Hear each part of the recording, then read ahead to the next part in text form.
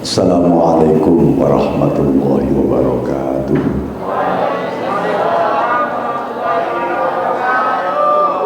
Bismillah, alhamdulillah.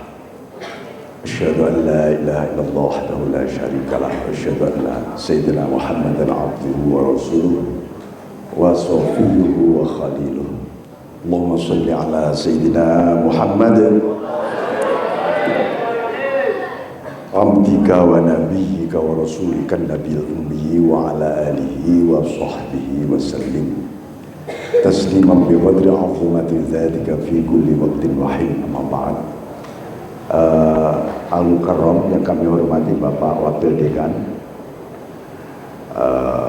Pak Dr. Ghozi, dan para dosen segenap mahasiswa-mahasiswi jurusan tasawuf dan terapi ya. Psikoterapi.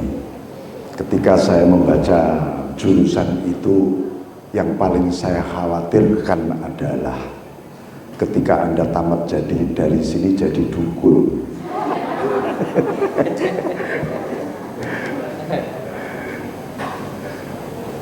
Ya, jangan sampai. Ini karena apa? Pernah ada satu protes oleh Tom Cruise.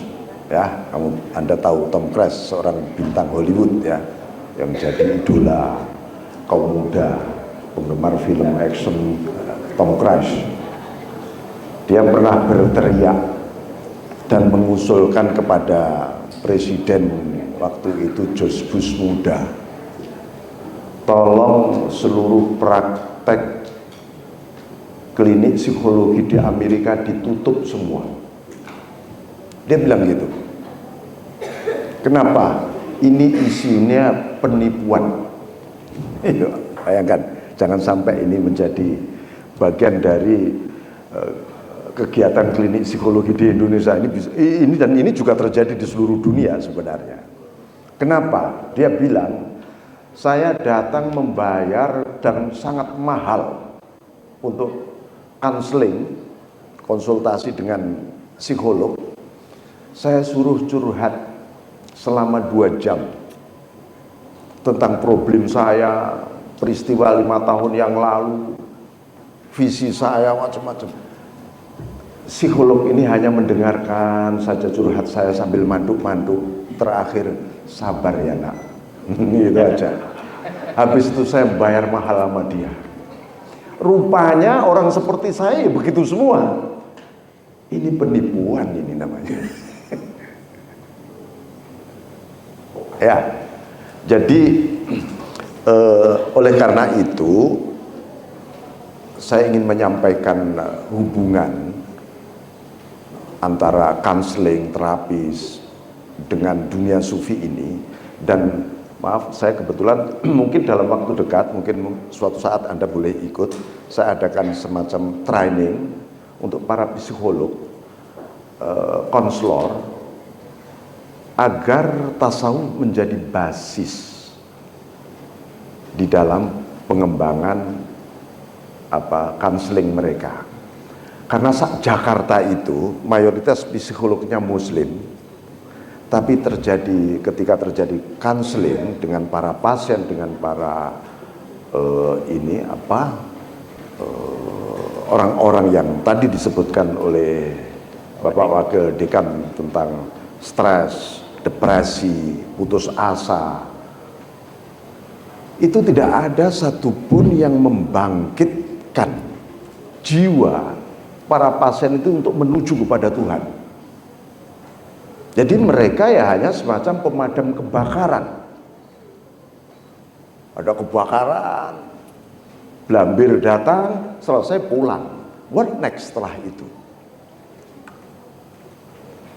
Beberapa hari yang lalu saya ngobrol lah, pondok saya didatangi oleh komisioner KPK, salah satu komisioner KPK.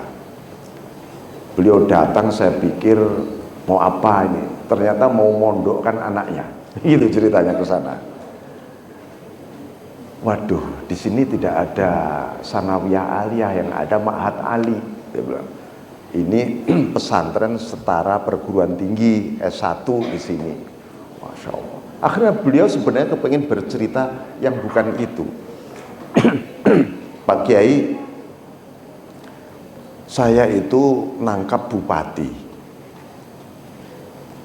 karena korupsi. Habis itu penggantinya wakil bupati. Tidak lama saya tangkap lagi dia. Habis itu penggantinya lagi, saya tangkap lagi dia. Saya bingung. Ini pendidikan anti korupsi ini gimana caranya? Anda sudah melakukan apa saja, saya tanya. Ya, kita sudah ada training, ada melibatkan para agamawan, dosen agama ini. Iya. Motivator agama, iya. Kenapa gagal? Saya tanya gitu. Setelah saya teliti, Pak Kiai, seluruh motivasi, ini soal motivasi ini biasanya di wilayah psikologis kan sangat dekat ini. Pemberian motivasi mereka kepada calon pejabat, calon bupati, calon politisi, apa? Supaya mereka sukses dengan cepat, berbasis agama katanya. Jadi ya mereka akhirnya diajak mimpi. Kamu kalau kepingin sukses cepat dengan cara yang ajaib, maka dekatilah Tuhan. Akhirnya apa yang terjadi?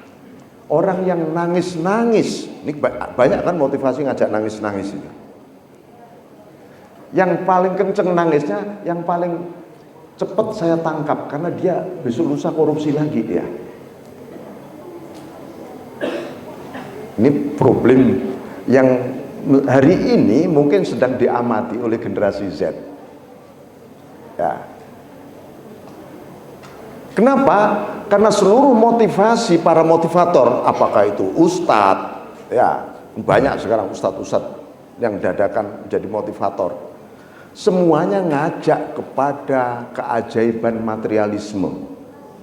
Contoh, sedekah nanti 10 kali lipat, wiridan ini nanti rezekimu ajaib, banyak.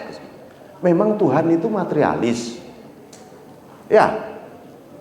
Apakah karakter yang akan kita bangun ini adalah materialisme? Maka di sini mungkin saya awali satu kalimat di bawah itu, ya bunyinya begini: awal hijab adalah makhluk, awal makhluk adalah nafsu. Ya, maka dan nafsu adalah pintu masuknya iblis. Setan, iblis itu pintu masuknya ya hawa nafsu kita. Jadi harus dibedakan antara nafsu dengan iblis, dengan setan, itu beda. Dia memiliki satu entitas yang berbeda. Kemudian itu pertama kali yang menumbuhkan hijab tadi, nafsu tadi, representasi nafsu adalah ana, aku. Oleh René Descartes, ya, filosof Prancis, dia katakan aku berpikir maka aku ada. Maka sejak saat itulah dipegang oleh dunia barat untuk dijadikan basis pengembangan SDM demi abad pencerahan, industrialisasi, dan menjadi Eropa modern, Amerika modern sekarang, dan seluruh gerakan pengembangan SDM, dan ini menumbuhkan satu kegilaan mental. Kemudian masyarakat modern apa? Dia bilang, ayo kita berteriak, aku bisa, aku bisa, aku kuat, aku mampu, aku hebat, aku berdaya, aku dahsyat. Itu dijadikan basis pengembangan SDM di barat, dan itu mengalir ke seluruh dunia termasuk Indonesia. Padahal aku itu adalah awal iblis. Ketika dia terhijab dari Tuhan, saat dia mengatakan ana, aku khairum minhu, lebih hebat daripada Adam. Jadi teori iblisian berkembang luar biasa, membawa kegelapan SDM. Dan itulah lahirlah kelak materialisme. hedonisme, seksisme, halusianisme, banyak yang kita tulis di situ. Di halaman berikutnya itu termasuk instanisme sekarang, radikalisme, ekstremisme, sadisme, fatalisme, liberalisme, semua dari ananya iblis yang berkolaborasi dengan ananya Fir'aun. Di halaman yang masih itu ya, sumber-sumber penyakit mental itu ya. Nah itu Fir'aun mengatakan ana rabbukumul a'la. Jadi ada dua ana di dalam Al-Quran yang dua-duanya malaunan, terlaknat. Satu ananya iblis, dua ananya Fir'aun. Tapi hari ini dua-duanya bergabung, melakukan korporasi, membangun kegelapan dunia global. Industrialisasi yang begitu hebat sekarang ini lahir dari dua anak. Rene Descartes itu hanya menegaskan ini loh, kalau kepengen hebat, anaknya iblis dan anaknya Fir'aun jadikan satu basis pengembangan SDM. Hebat memang kayak Fir'aun. Fir'aun itu hebat, jadi superpower ketika itu. Tapi hebat yang zulumat, hebat yang gelap.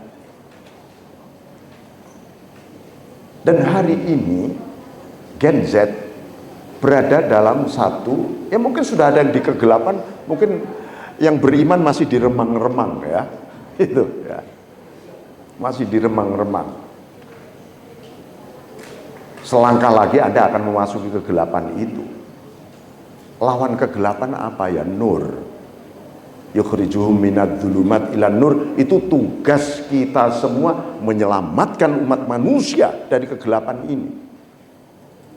Jangan tugasku nanti karirku apa ya, kerjaanku apa. Itu generasi cemen sekali. Saya nggak kepingin generasi di sini tidak berpikir besar dan menjadi manusia-manusia besar, yaitu menyelamatkan umat manusia dari kegelapan ini. Kegelapan psikologis yang berabad-abad dibangun dunia barat.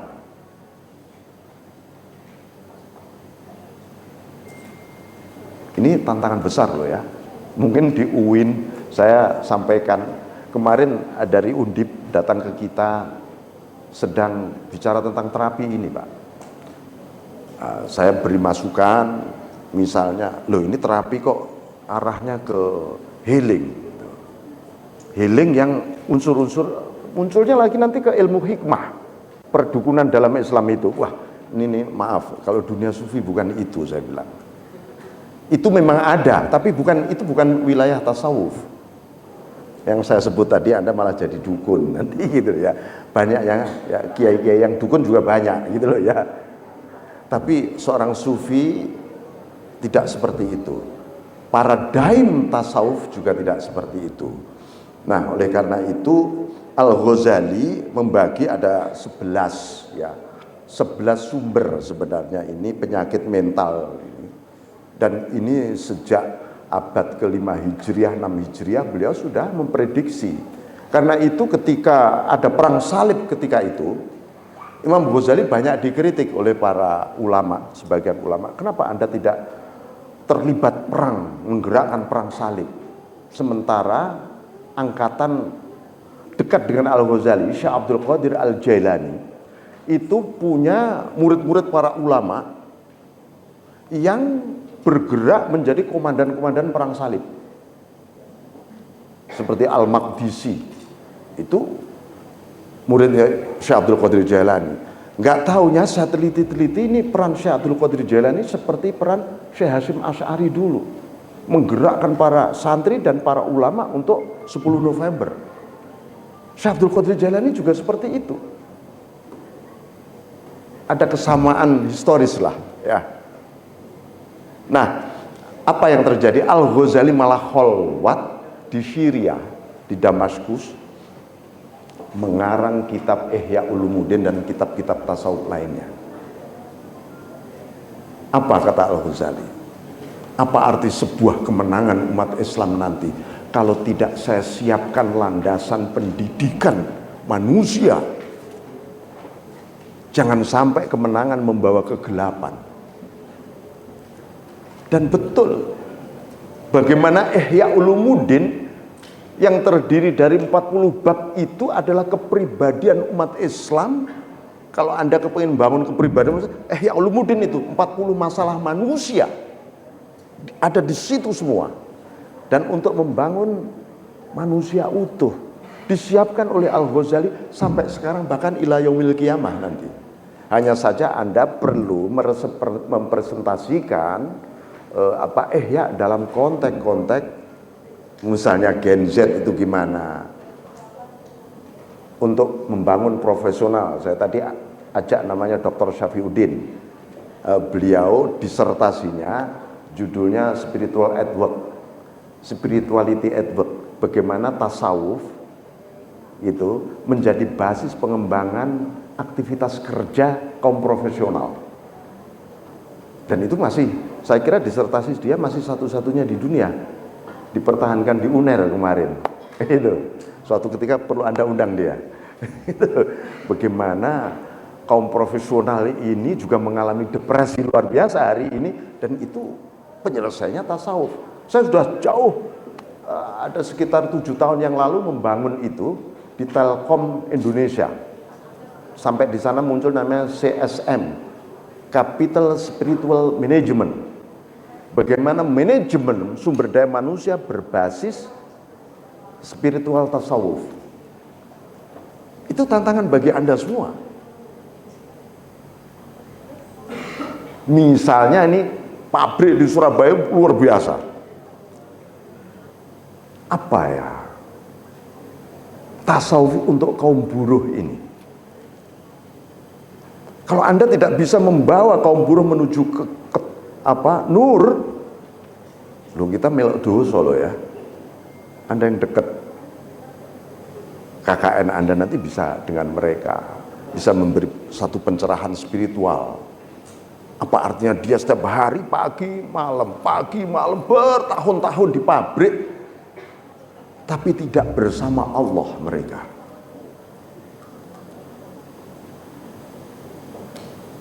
Kita akan ditanya juga oleh Allah nanti. Akan ditanya kita oleh Allah.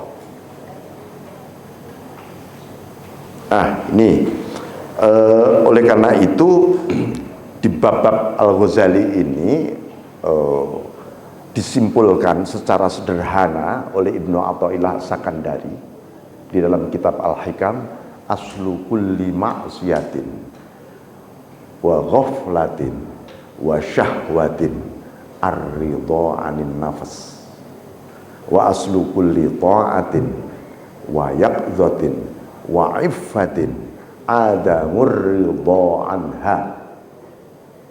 Jadi akar dari seluruh masalah di dunia ini, masalah di dunia ini kalau sudah division jadi satu bentuk penyimpangan yang disebut di Al-Quran, ataj'alu fiha mayyufsidu fiha wa yasfikud dima. Ya, itu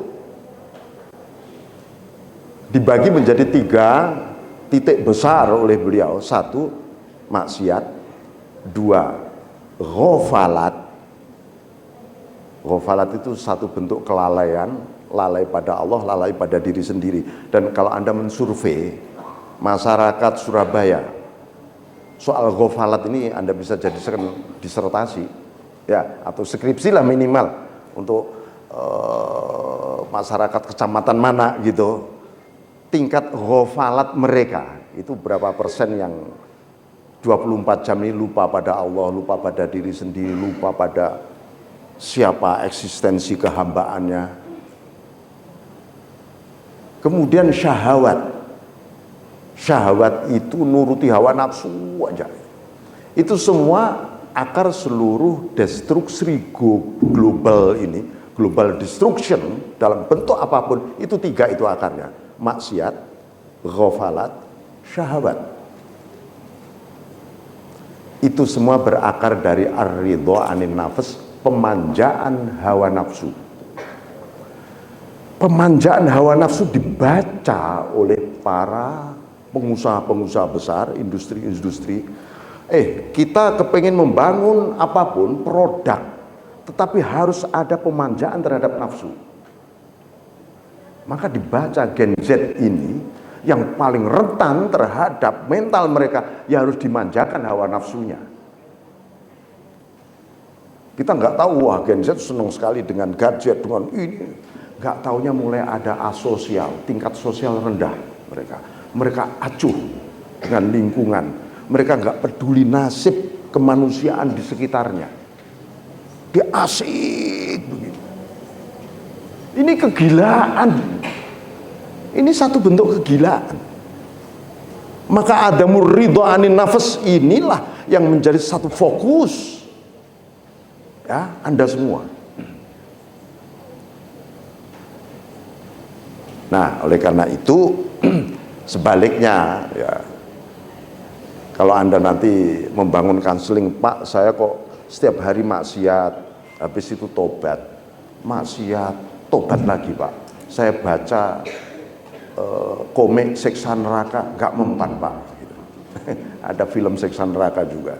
Itu dulu saya punya komunitas di UI dekat rumah saya, dekat dari kampus UI itu, seperti kalian ini. Anak-anak UI itu kan banyak diserang oleh kelompok radikal.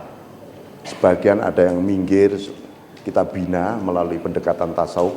Ada pertanyaan seperti tadi, Pak, saya ini pengen tobat, tapi habis itu kok maksiat lagi ya. Saya tobat dengan segala bacaan tentang ayat-ayat siksa, saya baca semua, Pak. Nggak mempan, Pak.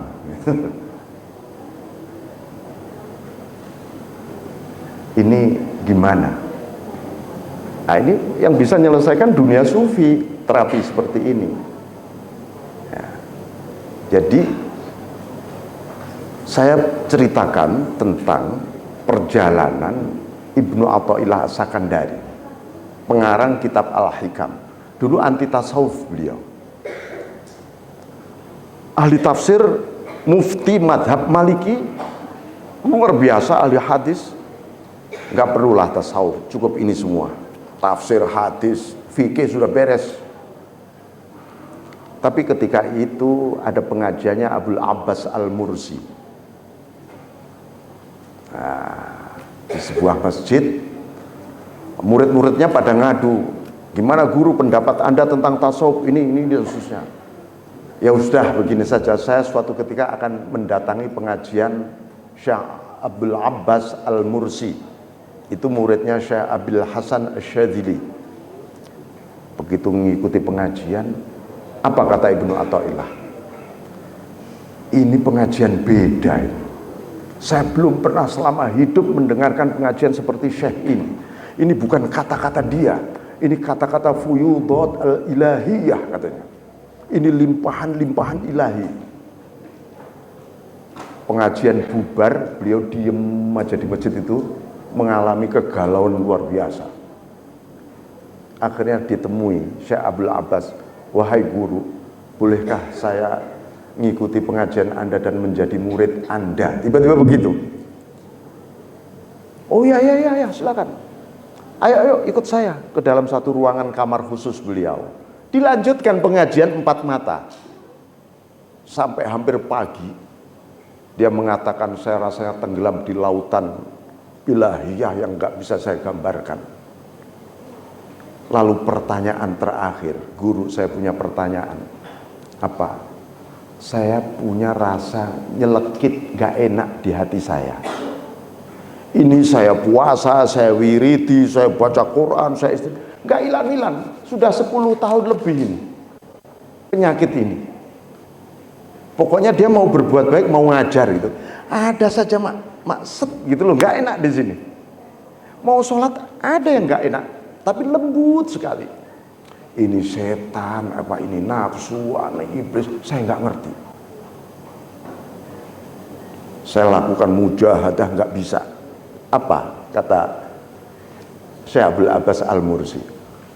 Hukukul ibad 'alallahi arba'ah la khamisatalah. Hak hamba kepada Allah itu hanya 4, nggak lebih, nggak sampai 5. Jadi Anda belajar tasawuf berpuluh-puluh tahun, ujung-ujungnya 4 hal ini sebenarnya. Setelah kita teliti, wih, kenapa Abdul Abbas sampai mengeluarkan 4 hal ini? Nggak taunya seluruh pengetahuan kita, praktek ubudiyah kita, ujung-ujungnya 4 ini. 1, kalau Anda bisa ibadah ya, maka hak Anda adalah syuhudul minnah, menyaksikan anugerah Allah. Nah, tapi selama ini Anda ibadah kan mencari anugerah kan? Ayo dibalik, didekonstruksi, ibaratnya gitu. Anugerah itu mendahului ibadah Anda. Kalau Anda ibadah cari anugerah berat, aras-arasen. Ayo, ini mayoritas misalnya di mahasiswa UIN ini, sholatnya males-malesan apa enggak gitu ya. Kira-kira yang males-malesan berarti sholat golek ganjaran. Ya, mayoritas golek ganjaran kan, makanya males ada sholat. Sholat itu akibat ganjaran. Nah, bahasa kita itu begitu. Sebelum Anda sholat, Allah itu memberi ganjaran pada Anda sehingga Anda sholat. Itu pendekatan tasawuf itu begitu. Kalau pendekatan syariat, bolehlah sholat cari ganjaran. Pendekatan tasawuf, ijabah mendahului doa. Itu tasawuf. Kalau syariat, doa baru dapat ijabah, kan gitu. Jadi kamu kalau doa jangan habis doa stres. Ada satu mahasiswa saya lakukan penelitian stres di balik doa. Itu menarik. Jadi tesis magister dia, stres di balik doa. Wah, ini menarik ini. Kok bisa? Iya Pak Yai, saya teliti banyak orang berdoa habis itu stres. Habis itu menggugat Tuhan. Habis itu protes pada Allah. Lama-lama dia nggak mau berdoa, lama-lama dia nggak mau sholat.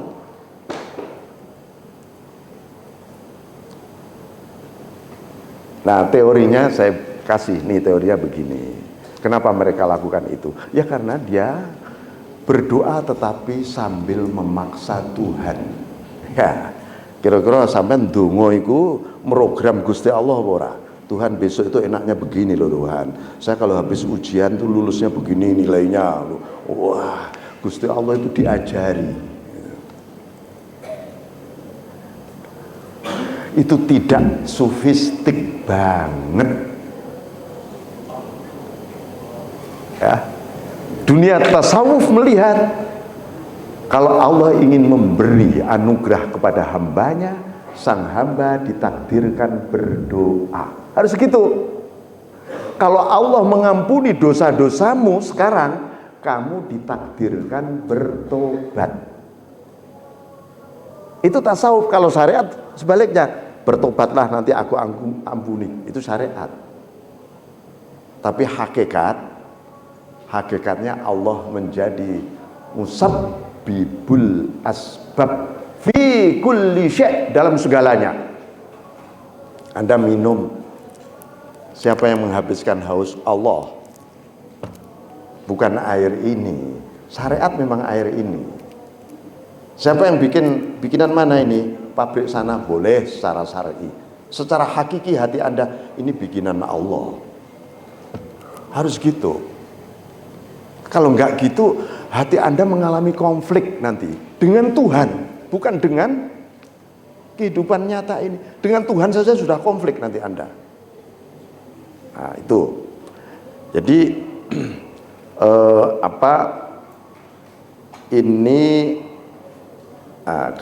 selanjutnya ini soal karakter destruktif yang diini oleh Al-Ghazali ya, yang menimbulkan Nah, sekarang saya kira di sini pasti akan diajari tentang metodologi terapi. Metodologi terapi di halaman berapa ya? Ayo coba. Ini. Coba didalami soal tahalli tajalli. Contoh, ini orang stres. Ini contoh ya, stres. Pasti ada penyebabnya. Apa hal-hal negatif dulu yang relevan dengan stres dia di dalam karakteristik negatif? Di Quran saya kumpulkan ada 12 karakteristik negatif yang sudah langsung di stempel oleh Allah. Misalnya kafirin, mu'tadin athim, mukhtalim fakhur, macam-macam itu tuh. Saya tulis di situ, nanti bisa Anda baca semua. Ini matchingnya kemana ini? Stressing orang ini. Ya sudah, kira-kira akan ditujukan menjadi sesuatu karakter ideal yang mana? Jadi ada satu disertasi, tadi saya simpulkan dari disertasi ini ditulis oleh Dr. Amir Ghazi Muhammad bin Tolal Al-Hashimi. Kira-kira mirip Pak Ghazi ya namanya. Amin, amin.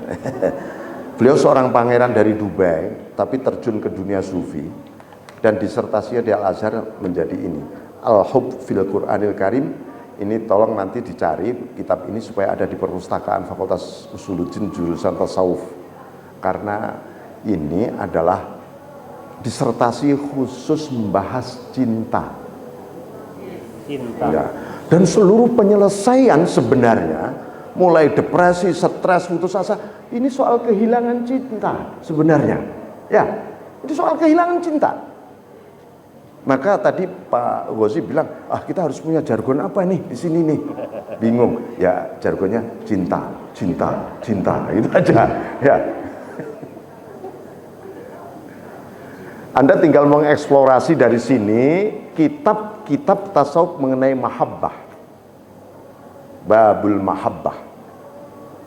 Karena itu yang bisa menyelesaikan. Bahkan para sufi mengeksplor mengenai perdebatan dulu mana cinta dengan ma'rifah. Mereka berbeda pendapat, akhirnya dikompromikan oleh Al-Qushairi. Begini itu sama-sama benar. Kalau yang mengatakan cinta mendahului ilmu, itu karena kuntu kanzan makhfiyan fa ahbabtu an u'rafa. Ahbabtu dulu, baru an u'rafa, baru dimakrifati. Cinta mendahului makrifah. Ini dari aspek psikologi pendidikan mestinya ditanamkan soal mahabbah dan ilmu ini.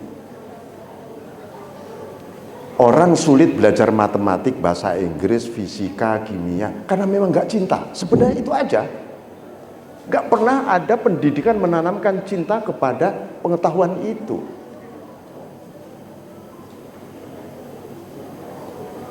Itu dan itu di aspek lain. Rupanya dalam makomat mahabbah itu memang mendahului ma'rifah. Tapi secara syar'i, secara ikhtiari, orang itu bermakrifah dulu, belajar dulu sampai menemukan titik makrifah, akhirnya menemukan mahabbah.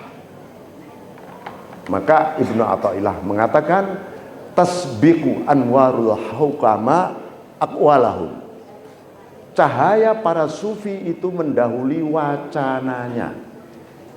Kalau kita ulama cendekiawan sebaliknya, ya, tasbiqu aqwaluhum anwarohum.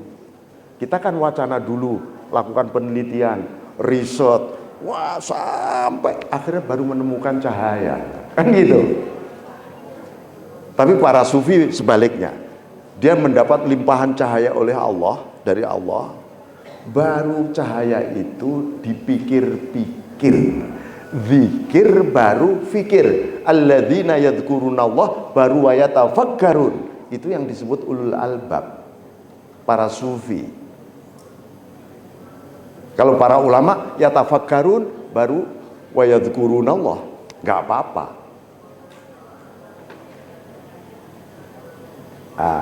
Maka kita perlu ada sinergi doa. Anda jangan belajar tasawuf nggak pernah ndonga, ya. Harus doa kita, Allahumma nawwir qulubana, ya Allah limpahi cahayamu ya Allah hatiku, wa tsabbit qulubana bil iman, kokohkanlah hatiku dengan tetap iman, karena iman kita itu seperti geraji, naik turun ya, kayak geraji itu. Kalau enggak wa tsabbit qulubana bil iman, enggak bakal.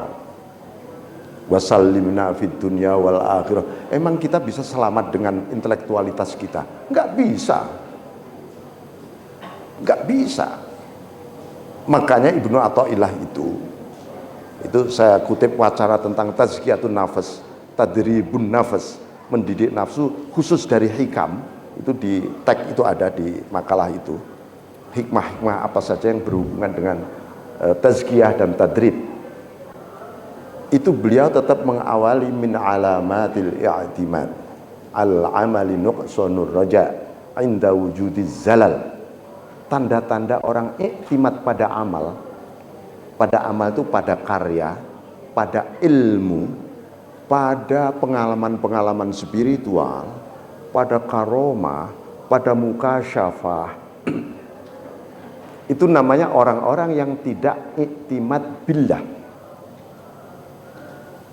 Dan itu kalau ini awal paling fundamental, paling titik nekles dari al-hikam itu ya iktimat billah.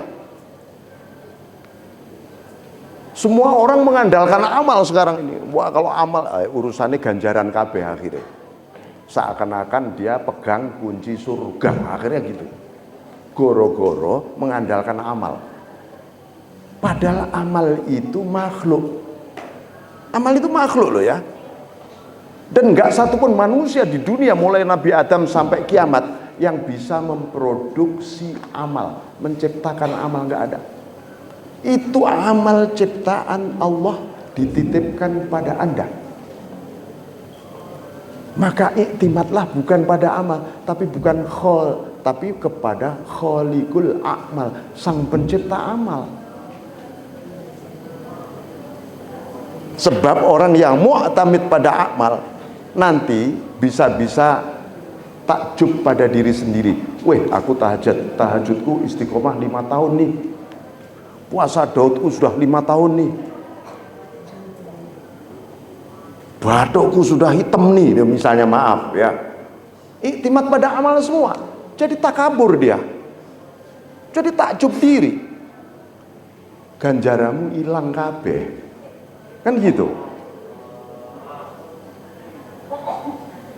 Ada lagi ahli zikir nih, dibuka oleh Allah mukasyafah.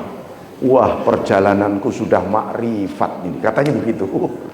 Dia mengiktimat pada mukasyafah. Akhirnya dia kehilangan Tuhan, kehilangan Gusti Allah. Banyak loh orang berzikir kehilangan Gusti Allah malahan. Karena apa? Mindset yang ada di sini adalah nikmatnya zikir, asiknya zikir, hikmahnya zikir, fadilahnya zikir. Gusti Allah ndi sing disebut kok hilang iki tiba-tiba. Dan itu berjuta-juta umat Islam melakukan itu. Itu tugas Anda, memberi pencerahan nanti. Maka para sufi mengatakan istidrajud dzakirin istidrajul arifin ru'yatu ma'rifatih. Istidraj yang menimpa kaum arif, orang ahli makrifat, itu ketika dia melihat kemakrifatannya. Gusti Allah buka pintu makrifat, Anda asik ini, luar biasa, subhanallah. Wah, ini kayaknya yang aku cari. Tapi pada saat itu dia kehilangan dunal ma'ruf, yang dimakrifati, yaitu Allah. Oleh Allah diselentik.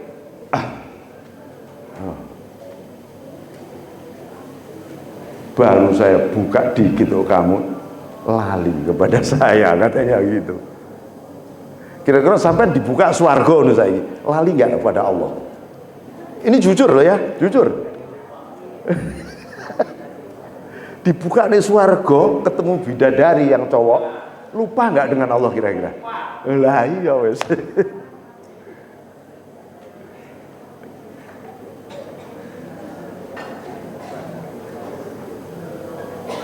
Dunia sufi melakukan kuantum karena dunia sufi adalah pasca surga dan neraka. Ya, dunia sufi itu pasca surga dan neraka.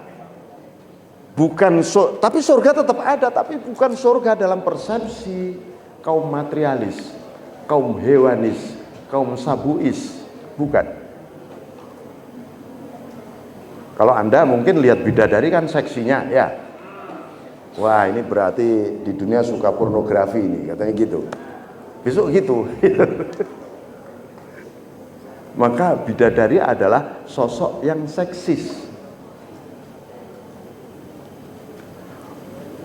Cewek-cewek, wah aku nanti jadi bidadari, ratunya bidadari.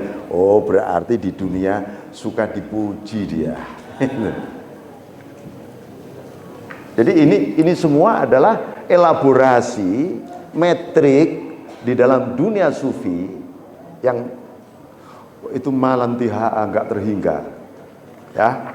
Kemudian saudara sekalian, itu nanti ada terakhir ini ya, terakhir mengenai hubungan sifat-sifat ideal. Sifat ideal itu yang oleh Allah cuman yang langsung, dengan kalimat langsung walaupun banyak, itu hanya 8 ya. 8 itu diawali mutawakkilin, diawali kata yuhibbu, innallaha yuhibbul mutawakkilin misalnya. Itu banyak ayat-ayat tentang itu. Nah, itu saya coba relasikan dengan maqamat tasawuf. Nanti sampai lihat misalnya supaya orang itu menjadi mutawakkil. Kan sampai sering mengatakan, Pak, saya pengen tawakal tapi kok sulit ya.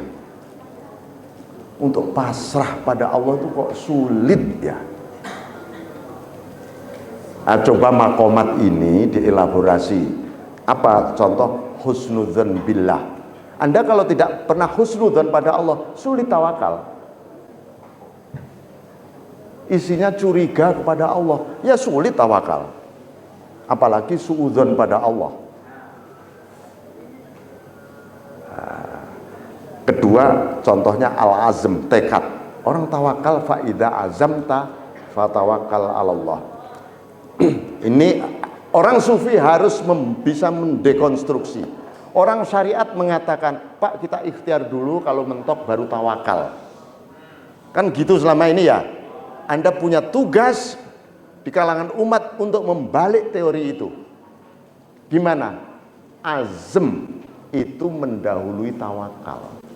Ikhtiar itu harus mendahului tawakal itu, ya, tawakal itu mendahului ikhtiar. Selama ini ikhtiar mendahului tawakal kan? Dibalik. Karena tawakal itu di hati, ikhtiar di akal pikiran. Akal pikiran jangan tawakal, Anda tidur melulu. Aku tawakal, pasrah aja, tidur dia akhirnya. Kenapa kamu gak kerja? Tawakal mas. Kamu gak belajar? Tawakal mas. Itu kalau tawakal pikirannya. Padahal tempat tawakal itu di kolbu. Akal pikiran wajib ikhtiar, produktif, kreatif, progresif. Ini akal pikiran, memang ditugaskan itu oleh Allah. Bukan ditugaskan tawakal. Nah, itu cara kamu mengkompromikan antara tawakal dan ikhtiar. Sudah ada yang bikin skripsi belum? Tawakal dan ikhtiar. Nah, bikin itu. Menurut dunia sufi gitu loh. Atau sebagai salah satu case untuk terapi. Ya. Karena problem tawakal dan ikhtiar itu banyak orang stres, depresi gara-gara soal itu. Kemudian contoh lagi an-niyatus shalihah, niatnya bener belum? Kalau niatnya nggak bener tawakal, hatinya juga sulit. at-tafwid, at-taslim, al-istislam, ar-ridho, as-sabr. Ini maqamat semua. Itu yang menjadi organisme yang mengelilingi mutawakkilin sampai Allah menyebut innallaha yuhibbu. Mahabbah itu mahal, lebih mahal daripada surga seisinya. Cinta itu, ya, cinta itu lebih mahal, lebih agung dibanding surga seisinya. Oke, nanti Anda baca seterusnya ada at-tawwabin, dikelilingi oleh apa? Organisme al-mutatahhirin, semua yuhibbu. Kemudian al-muhsinin, al-muqsitin, ya. Ada lagi al-muttaqin, kemudian as-sabirin, kemudian terakhir ini menarik, alladzina innallaha yuhibbul ladzina yuqatiluna fi sabilihi shaffa ka'annahum bunyanun marsus. Allah mencintai orang-orang yang ketika berjuang itu terstruktur, terorganisir dengan satu manajemen, dengan satu. Jadi manajemen organisasi itu bagian dari cintanya Allah. Sehebat Anda apapun, tapi Anda tidak terlibat dengan cara-cara yang terorganisir dengan manajemen yang bagus, no, Anda tidak ada akan kehilangan cinta. Anda egois, ya, itu. Ini yang belum saya elaborasi mengenai innallaha la yuhibbu. Ada khusus la yuhibbu, itu ada di Quran, ada 12 nih. Anda nanti tinggal Anda baca innallaha la yuhibbul mufsidin, innallaha la yuhibbu kulla khawanin kafur misalnya. Itu kan titik-titik karakteristik yang destruktif dan yang melahirkan kehancuran dunia, yaitu manusia-manusianya. Tinggal elaborasi aja lebih jauh itu semuanya. Ya, saya kira saya bicara sudah 1 jam ini. Tapi saya tutup apa yang saya katakan tadi, kisahnya Ibnu Athaillah belum selesai. Jadi Ibnu Athaillah itu mendengar, kalau kamu sedang ibadah, kata gurunya, lihatlah anugerah Allah. Kalau kamu maksiat, kamu tobat. Jangan pernah menunda tobat. Ntar malam aja dah tobatnya. Oh, jangan, nggak bisa. Kamu maksiat di satu tempat, tobat di situ. Sebab kalau nggak tobat di situ, rekaman Anda maksiat ada di situ. Tapi kalau Anda tobat di tempat Anda maksiat, akan terhapus rekamannya. Tapi siapa yang maksiat langsung tobat? Langka kan? Jarang. Kayaknya malam Jumat deh aku tobat. Masih begitu. Padahal malam Jumat ada dosa baru lagi.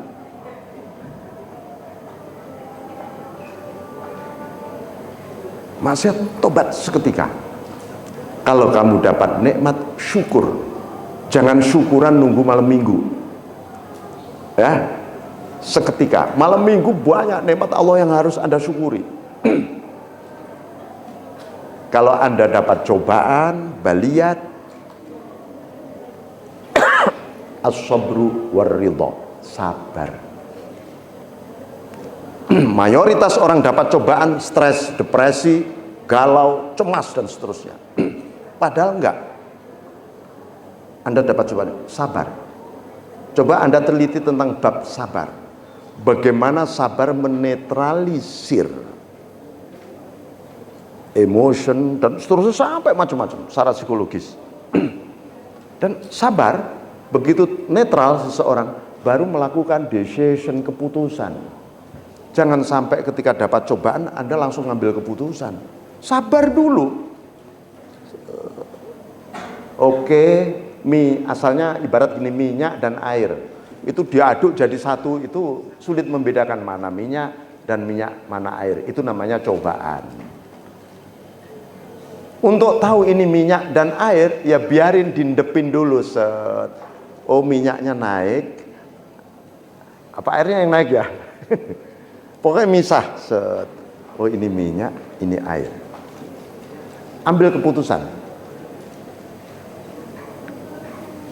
Ya, sabar, ambil keputusan habis itu. Mayoritas manusia ngambil keputusan ketika emosi, ya.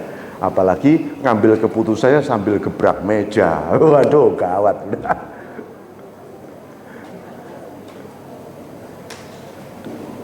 Apa kata Ibnu Athaillah? Sejak saya mendengar 4 diksi tadi, kalimat tadi, saya sudah 10 tahun ini nggak pernah susah selama-lamanya. Jadi sampai saya bingung, kok itu orang susah ya? Itu orang susah. Susah itu kayak apa? Saya sendiri sudah lupa yang disebut susah, kata beliau. Karena sudah 10 tahun. Jadi setelah 10 tahun itu dia menceritakan kepada muridnya bahwa beliau itu nggak pernah susah selama-lamanya, dan penyakit yang nggak enak di hatinya tadi hilang tiba-tiba. Gampang kan? Terapi sufistik itu luar biasa mudahnya. Prakteknya, waduh, gitu aja. Saya kira gitu. Terima kasih.